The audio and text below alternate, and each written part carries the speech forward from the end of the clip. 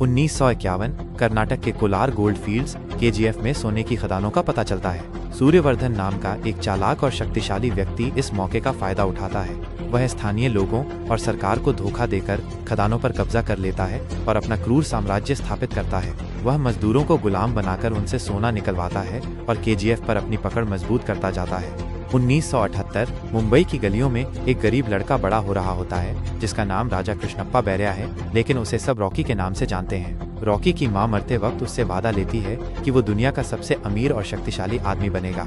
इस वादे को पूरा करने के लिए रॉकी किसी भी हद तक जाने को तैयार है। मुंबई में रॉकी तेजी से अपराध की दुनिया में अपना नाम बनाता है। उसकी बहादुरी और निडरता उसे अंडरवर्ल्ड में एक महत्वपूर्ण स्थान दिलाती है। उसकी बढ़ती ताकत दिल्ली के कुछ बड़े अपराधियों की नजर में आती है जो केजीएफ के अंदर सूर्यवर्धन के बेटे गरुड़ को मारने की साजिश रच रहे होते हैं। गरुड़ अपने पिता से भी ज्यादा क्रूर और निर्दयी होता है और केजीएफ पर उसका नियंत्रण और भी सख्त होता जा रहा है।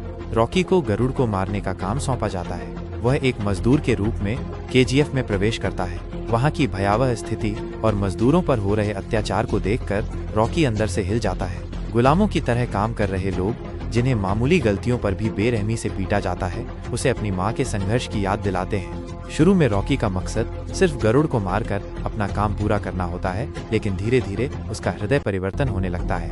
वो मजदूरों के दुख दर्द को समझने लगता है और उनके प्रति सहानुभूति महसूस करने लगता है।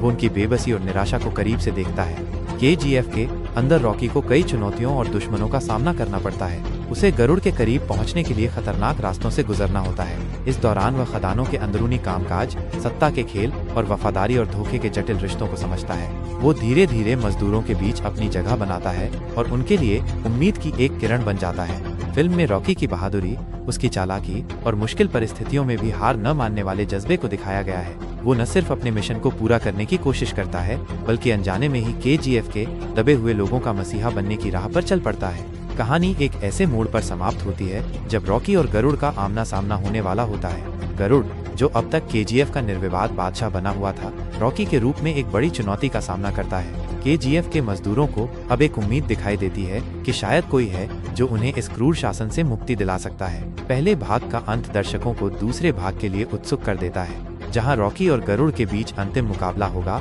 और केजीएफ का भविष्य तय होगा।